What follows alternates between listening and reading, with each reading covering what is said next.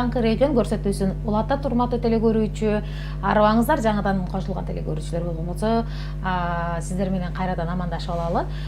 Бүгүн бизде экинчи саатыбызда дагы конокторубуз бар. Ким деп турган болсоңуз, биз аракет жасайбыз дайыма ушул биздин ден соолугубузга кам көргөн инсандарды, ошол эле учурда туура жашоо образын, туура жашоо мүнөзүн түзүүбүзгө, ден соолугубузду чыңдоого, өнөкөт оорулардан арылуубузга себепчи болгон инсандарды чакырууга аракет жасайбыз. Бүгүн дагы мына ушундай инсандарды конокко чакырганбыз. Бүгүн бизде конокто кинезиологдор үй бүлөсү келди деп айтсак болот.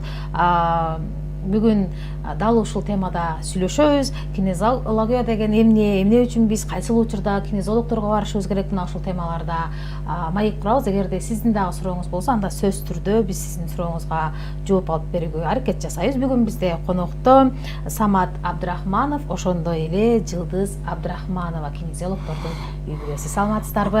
Кутмандооңуздар менен кош келиптирсиздер. Эми эң алгачкы эле суроом ушул кинезиолог же кинезиология деген эмне өзү?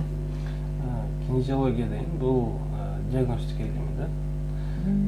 Айрыкча диагностика илими болуп эсептелет. Кинезиология латин тилинен алып келгенде бул кыймылдын илими деп айтылат да негизичи. Кинезиология негизи көбүнчө эме менен иштейт да. Кандай десем, мышечный булчуңдун нарушениясы менен көбүнчө иштейт да. Анан ошондой эле бизге көбүнчө кайрылган кардарлар көбүнчө эле моюн оору, бел оору менен кайрылышат да бизгечи. Моон оорулары менен. Кинезиология негизи бул адамдын денесинде кандайдыр бир кыймыл аракеттер оорчул болуп баштайт да. Эңкейип турган же болбосо алыска чейин баскан, кол көтөргөн кыйыныраак болуп калат, суставной блоктор болуп калат, ошол менен иштейт да көбүнчө. Мындайча айтканда кыймыл аракетти калыбына келтирүү да. Эң негизги илим, эң негизги кыла турган нерсе бул кыймыл аракетти кайра ордуна калыбына келтирүү илими да бул. Рахмат. Жыл сайын эми кинезиолог бул бейтаптарды дарысыз, операциясыз айыктырууга жардам берүүчү инсан деп түшүнөбүзбү? Ооба. Биз бул мануально мышечный тест менен иштейбиз, кол менен иштейбиз. Көбүнчө мынтип басканда нервный система өзү айтып турат. Кайсы жерде проблема, например, бут ооруп атса, ошол буттарды кармап туруп тест кылабыз, же болбосо кол ооруп атса, көбүнчөсүндай кол көтөрүлбөй калат. Ошондо мындай кылып тест кылган, буга чейин если кол келсе, биз жардам бере албайбыз да. Если 90 градустан өйдө кетсе, уже анда жардам бергенге болот да. Если ал убакта уже биз жардам бере албаганда, уже травматологторго же хирургдарга кайрылгыла деп айтабыз да, потому что бул уже суставной эме болуп калат, нарушение болупчу. Эмелер өсүп кетет, кемирчектерчи, катып калат да сустав. А так көбүнчөсү мага кайрылгандар швеялар көп келишет, моюн оору, давление, баш оору, анан шыпырып атканда өйдө боло албай калам, белим талып кетет дегендер көп, аялдар көп да, тизе оорулары, ошо бел оору менен аябай көп кайрылышат да бизге. Анан ички органдар менен өтө акпай аябай застой болуп калат, ошол убакта да ошол көп кайрылышат. Мисалы биз сиздерге барууну кааласак, ооруканага барып анализдерди тапшырбасак дагы сиздерге барсак, демек сиздер ошол денени басып, баягы дарыгерлердин сөзү менен ар бир оорунун точкасы болот деп коет го, ошондой басып, анан кайсыл жери ооруп атат, эмне үчүн ооруп атат, оорунун себебин аныктайт экенсиздер. Негизи денеде көптөгөн булчуңдар бар да. Кинезиолог негизи 40тан ашык 50ге чейин булчуң менен иштейт да. Ар бирөөнүн мануальный тест деп коет бизде. Биз булчуңду жөн турганда эмес, именно нагрузка берип көрүп туруп текшеребиз да. Бир аз күч берип текшерип көрөбүз да. Себеп дегенде көбүнчө булчуңдар бизде нагрузкада иштейт да, постоянный нагрузкада. Деги эле отурганыбыз деле бул дене үчүн бир нагрузка да. Анткени кайсы бир булчуңдар тырышып кармап турат бизди, кээ бир булчуңдар бош турат. демек ошол убакта отурганда, турганда, жатканда кайсы булчуңдар тартылып атса ошолорду текшерип көрөбүз да биз. Кайсы булчуң өчүп калса, тонус жок болуп калса, тонус деген баягы нагрузкада кармай албай калат да. Ошол нагрузка берип көрөбүз, ар бир мышца өзүнчө вектор менен өзүнчө положенияга коюп алып туруп, анан кийин ошондо текшерип көрөбүз. Эгерде булчуң өчүк болуп калса, демек ошондо нарушение бар деген сөз да, бир бузулуу бар да ошол. Анан айтып калдыңыз, тизе, бут оорулары менен көп келет, бел оорулары менен деп. Анан биз мынтип эле барабыз да, бутум ооруп атат, же баса албай атам, же белим ооруп атат деп эле барабыз, эмне үчүн ооруп атканын деле билбейбиз.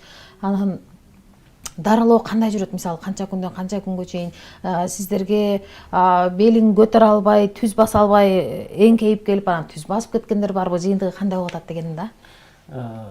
Бул жакта ар кимдики ар кандай негизичи.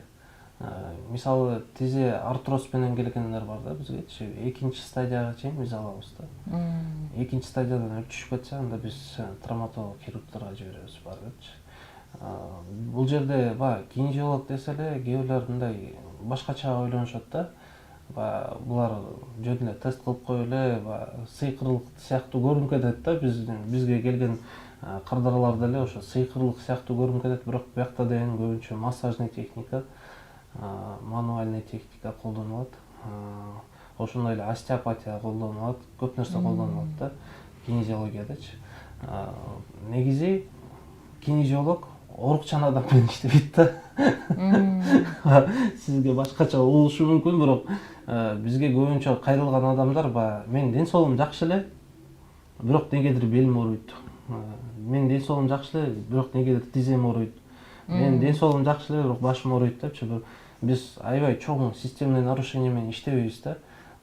Артрит мисалычы, артрит негизи эле эмнеден пайда болот, эмне менен жоголот, негизи эле медицина билбейт да. Онкология сыяктуу, сахарный диабет жана башка мындай чоң системный оорулар менен биз негизи кармашпайбыз да. Биз көбүнчө ден соолук үчүн, бирок негедир бутум ооруп атат, белим ооруп атат, ооруканага барсак таппай койду дегендер менен иштейбиз да. Ошондой эле баш ооруу, кээ бирде ооруканада баш ооруу басыла албай калат да. Бизге кардарлардан кайрылгандар өтө көп эле да, ошол баш ооруу менен кайрылгандар көп да. Ал баш оорунун себептери өтө көп негизичи. Бирок ошол бири болсо, эгерде ушул жаактын муундары туура эмес туруп калса, эгерде тиштер алынып, же болбосо тиштер акырындык менен жорулуп, окклюзия деп коет. Тиштер тишке тийгенде окклюзия өзгөрөт. Ошондон баш оору болушу мүмкүн негизи. Ошондой эле тазы уйноодон болушу мүмкүн. Эгерде органы таза спазм болуп калса, же опущение болсо, ошого жараша да болот да баш ооручу. Деги эле баш оорунун бир нече себептери бар. Ошол себептерди кайсы себептен болуп атканын издеп дарыласа болот да. Туура айтасыз, баягы көп угуп көрүп калам, башым ооруп атат, аналгинин барбы деген жагдайлар, учурлар көп кездешет да. Анан жок, мен үйдө дагы жок, баштыгымда дагы жок, менде такыр эме үйдө дагы турбайт аналгин деп айтам. Анан кээ биркилер аналгини жок жашабай калгандар көп да. Ошондойлор сиздерге баягы мигрен деп коебуз, шакый деп коебуз, дайыма баш ооругандар, күн түн ооругандар, же болбосо бат-баттан эле баш ооруп өнөкөт оорудай болгондор сиздерге барса болот экен да. Анан ошо баш оорудан арылгандар кандай жыйынтык айтып атат сиздерге? Мисалы, башым мынтип ооручу эле, мындай болуп калды, башым мындай болчу эле деп айтат да. Бизге көбүнчө кайрылган кардарлардын 90% баш оорудан, баш оору жок болуп калды дегендер бар да. Бирок 10%га биз чындыгында жардам бере албай калабыз да. Кээ бирде психосоматикадан болушу мүмкүн. Балким бир кандайдыр бир стресстен кийинки болгон психосоматика болушу мүмкүн. Ага уже профильный специалисттерге жиберебиз да. Психологко барып көргүлө депчи аракет кылып. Же болбосо нейропатологко да берселер барып өтүп карап көрүнүп келгиле деп айтабыз да. Анан дагы негизи баш оорудан көп эле мындай кутулгандар бар биздечи. Бирок негизи мындай адамдар көпкө чейин мигрень болуп жүргөн адамдар бир жылда бир келип алдын ала дарыланып кетсе болот да. Сеанс алып койсо болот дегендей. Алдын ала көрүнүп койсо болот. Бизден кийин келип алдын ала 1 жылда бир келип кетсе болот да. Жылдыз эжеке, эми сиз айымдар менен гана иштешет экенсиз. Анан ушул айымдарда көп болуш керек, ички органдар ылдый түшүп кеткен же ордунан жылып кеткен, тагыраагы кайсыл органдары, өт, бөйрөк же гинекологиялык ооруларбы? Мага көбүнчөсү бул кесаревадан кийин көп келишет да. Кесарева болгондо көп мышцалар кесилет. Косые мышцы живота деп коет, прямые мышцы живота, ошолор кесилип, тигилгенден кийин ошол спазм болуп тарта берет да. Бел оору болот, жана белге эпидуралка сайганда дагы ошо кесарева кылганда ошондон да бел ооруп баштайт. Анан бул жерде бизде диафрагма бар, кабырганын астында. Эми ошол да жакшы иштебей калса, көп ооруларга алып келет. Өт жакшы акпай калат, ички органдар негизи массаж кылып турат да, ылдый түртүп, өйдө тартып ушундай. Анан ички органдар массаж болуп, жылып, өт куюлуп, ашказандагы жакшы иштеп баштайт. Уйку бездеги сок баардыгы бул жерге келип, чогулгандан кийин ошол жер жакшы иштеп баштайт да. Диафрагма иштегенде. Көбүнчө айымдар, көбүнчө айым эмес, көп эле адамдар мындай дем алат да. Мынтип. Бул жер менен. Ошондо могул жерлер да тырышат дагы, анан ички органдар да жакшы иштебей калат да. Баягы ал массаж болуп туруш керек да. Массаж болбой, бияк менен дем алган үчүн могу аяктын баардыгы тырышып, анан кийин ошол моюн оорулар да көп болот, өт куюлбай калат, тамак жакшы сиңбей калат, ич катып баштайт ошонун себебинен. Ошо диафрагма иштебеген себебинен. Азыркы учурда еще биздин тамак ашыбыз да аябай эме болуп кетти, химия болуп кетти. Бир эле унду алсак, азыркы ак ундар аябай обработкадан өтөт. Ал жерде полезный, адамга мындай керектүү эч нерсе, витамин калбайт да. Мурунку биз кичинекей кездеги нанды жеген менен азыркы нандын айырмасы өтө чоң да. Анан сахар, баягы кумшекер, кант дегендер, анын баарынан бүт эле рафинированный болуп калган, тазаланган. Рафинированный деген полезный, эчтеке жок адамга баягы пайда алып келе турган. Эми ошондой эле азыркы майлар, жана биз кууруп тамак жасап аткан майлар дагы бунун баардыгы аябай көп химия менен тазаланат экен. Өзүм көрдүм ошо интернеттен, баягы адамдар өздөрү ошо интернеттен карап көрсө болот да, кандай эме менен тазаланып атат. Азыркы учурда мен көп келген адамдардын баардыгына сунуштайм, мурунку эле баягы акталбаган май, семчкен майы, сафлордун майы, пахтанын майы, ошолорду базарларда азыр көп сатып баштады уже. Экомаркеттерде деле бар, ошолордон алып колдонгула деп айтып атабыз. Тегирмен уну баягы мурунку. Ушул 3 нерсени эле адам өзү баягы чектей турган болсо, ак ун менен сахарды, анан кийин ошо тазаланган майды көп оорудан айыгып кетет да, арылып кетет. Оорулардын себеби башаты дагы тамактануубуз болуп калат экен. Анан сиз азыр айтып өттүңүз да, кесарева жолу менен төрөгөндөр көбүрөөк кайрылат деп. Анан чындыгында эле ошол кесарева менен төрөгөн айымдар айтып калат, ошол учурда белине ийне саят. Анан белиме ийне сайгандан бери белим ооруйт, белимди көтөрө албайм, кечке бир жерде отура албайм, отурсам тура албайм дейт. Анан демек ошол ийне сайып бели ооруп аткан кесарева жолу менен төрөгөндөр барса, белин айыктырып бересиздер. Ооба, иншаллах. Себебин кылабыз, шифаны берүүчү Алла. Негизи ошол эпидуралканы сайганда деген баягы обезболивать этет да, тазойдун полный обезболивать этет да. Анан жеке эле ошо бел оору эмес, моюн ооруга да алып келет да бул нерсечи.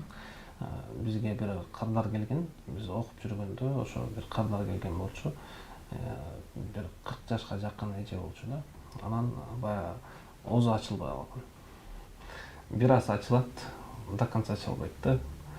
Анан оозум ачылбай атат, ортодонткалардын жардам берген жок. Ушул эпидуралка алгандан кийин оозум жакшы ачылбай калды деп айткан да. Анан баягы издеп отуруп, ошо эпидуралка жагында воздействие кылгандан кийин, бир аз коррекция кылгандан кийин оозу ачылып, бел оору жоголуп, моюн оору жоголду да. Ошо бир эле сеанста кадимкидей жеңилдейт да. Бирок ал киши менен дагы көп иштеш керек да. 3-4 сеансқа чейин барып кетет да.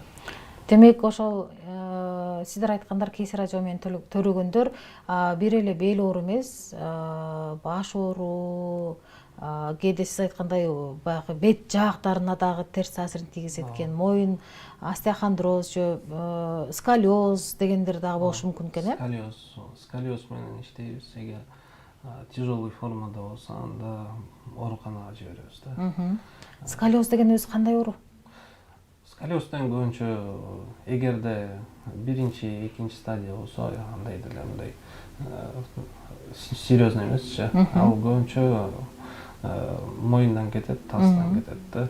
Ошол менен иштеш менен полный дене түзөлөт да.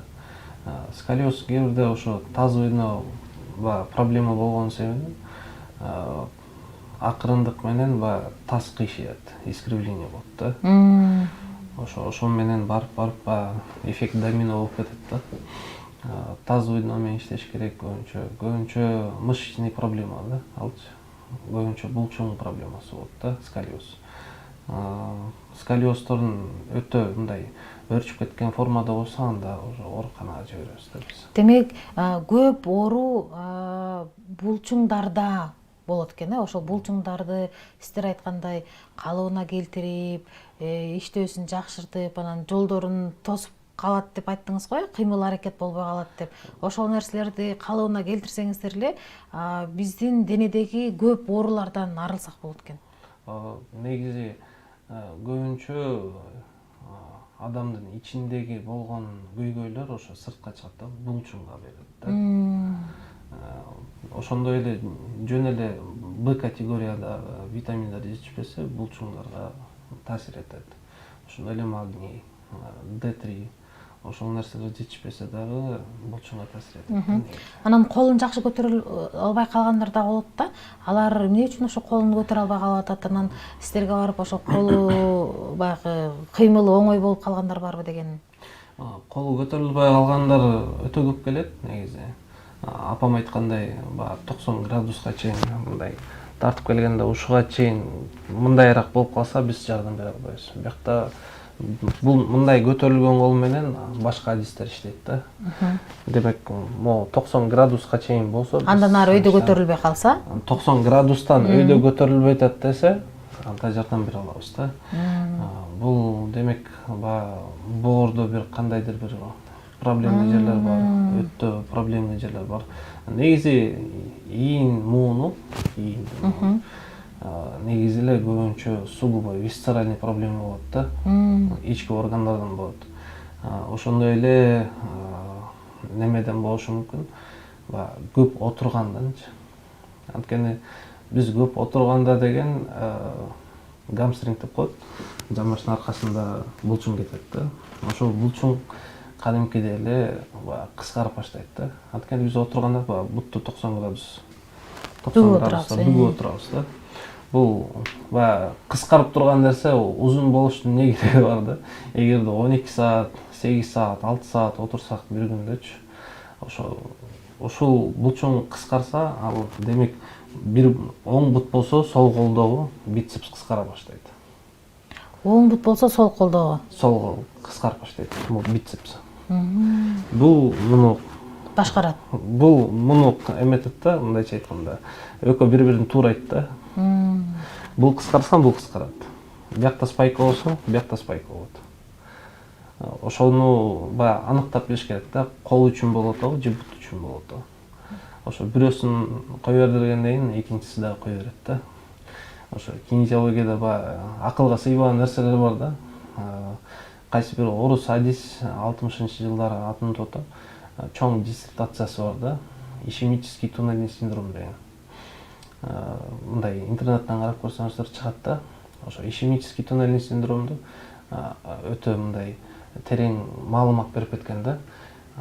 Андан кийин эле Дэвид Лиф деген эң күчтүү кинезиологдордун бири азыркы убакта сабак берип жүрөт да, чет өлкөдө. Ошо Дэвид Лиф деген Россияга келип, орус адистерге келип, бутту, стапаны, бир бутту тартса, биякта нервтер бошоп калып атат да.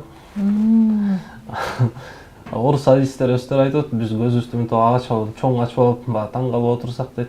Бул баягы 50-60 жылдар уже айтылып келген ошону түшүнбөгөн адамдар көп депчи. Оң бутта стапан алып тартып атат. Лучевой бошоп атат да. Демек ошол бутта проблема бар болсо колго да берет да. Ошону аныктап билиш керек да негизи. Демек ички органдарда маселе болсо колу бутубуз дагы оорушу мүмкүн экен. Ооба. Ички органдарды мисалы сиздер айттыңыздар баягы өт жакшы куйбай калышы мүмкүн деп, анан аны баягы организмди тазалоочу бир чөп дарылар менен тазалашыбыз керекпи же сиздерге эле барсак ички органыбызды тазаласак болобу деген да. Эгерде ички органда воспаление бар, суук тийген, оору бар деп биз текшеребиз да. Эгерде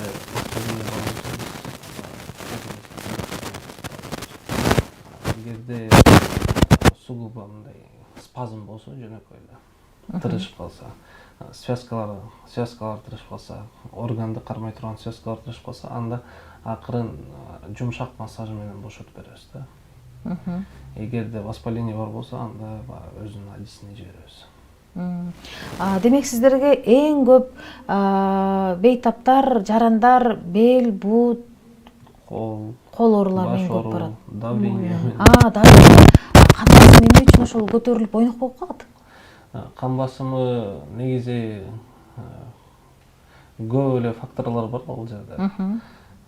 Анын бириси бөйрөк эгер ылдыйлап кетсе да, опущение почки деп коет, орусча айтканда. Эгер ошондой проблема бар болсо, кан басымы көтөрүлөт. Кан басымын биз бөйрөктүн связкаларына иштеп, ордуна келтирсек болот. Эгер 1 сантиметр, 1,5 сантиметрге чейин опущение бар болсо, бул киши менен еще күрөшсө болот да, бул кишичи. Эгерде 1,5 сантиметрден ылдыйраак болсо, анда уже адиси да башка да. Кан басымы көтөрүлө берсе, же дайыма биз билебиз, баягы жаш өтүп калгандар дары менен жашайт го, күн сайын саатында дары ичип. Ошондой инсандар барса дагы ошол кан басым деген оорудан арылса болобу? 100% гарантия бере албайбыз, бирок бир сеанс өтүп көрсө болот. Эгерде таз менен иштеп, мойун менен иштеп, эгер ошо менен давление түшүп кетсе, анда жакшы да.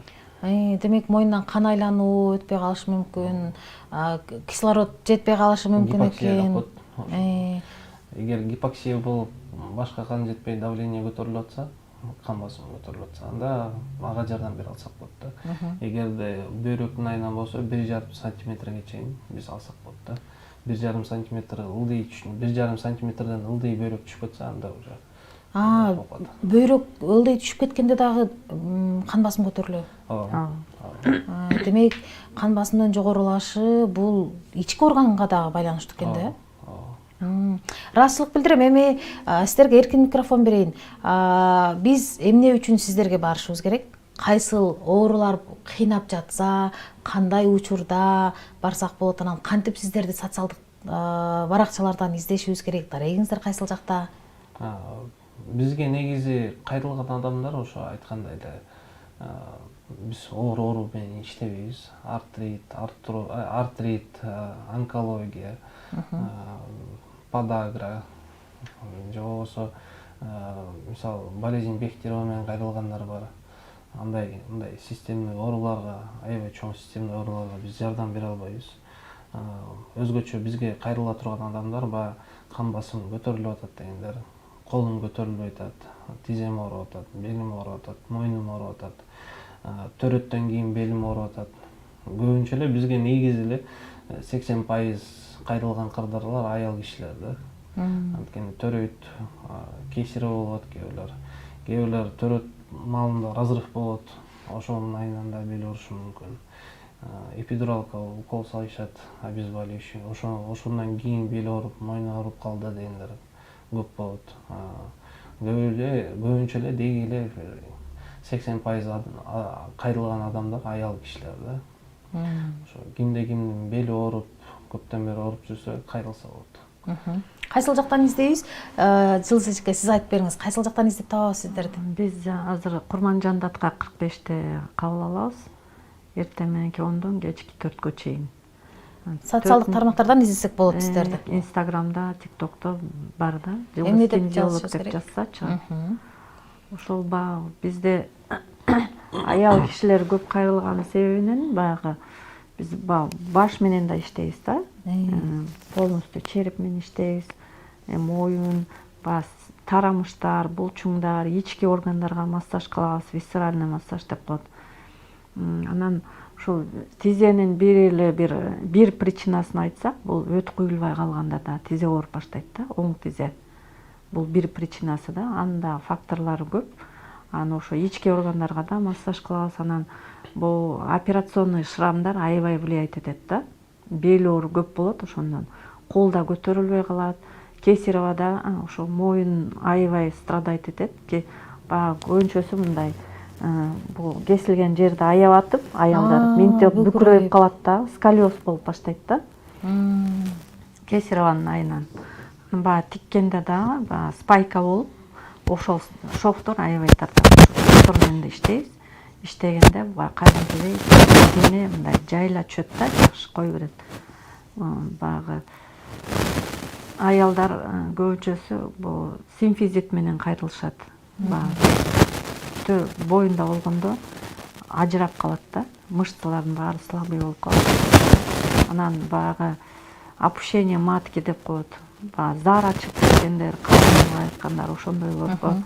Сиздерге ыраазычылык билдирем, атайын убактыңыздарды бөлүп келип бергениңиздер үчүн. Кадырман телегөрүүчү, эгерде сизде бел оору, бут оору, тизеңиз ооруса, бутуңуз бат-бат эле уктап калса, бир оордуңузда көпкө чейин тура албасаңыз, же болбосо жакшынакай жүрүп эле бир аз жумуш жасап койгон күнү белиңизди өйдө көтөрө албай калсаңыз, дайыма башыңыз ооруса, же болбосо кан басымыңыз көтөрүлсө, ойнок болуп калса, же болбосо азыр кинезиологдор өздөрү айтып кетти, төрөттөн кийин болгондо да кесарево жол менен төрөгөндөн кийин айымдар көп ооруга чалдыгат экен. Бел оору, сколиоз,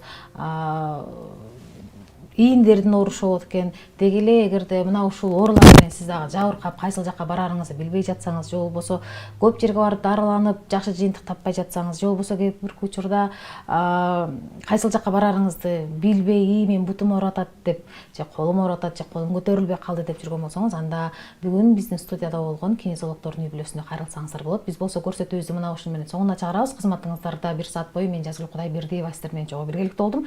Дүйшөмбү күнү эфирден кайрадан сиздер менен жолугушканча сак саламатта аман эсен туруңуздар.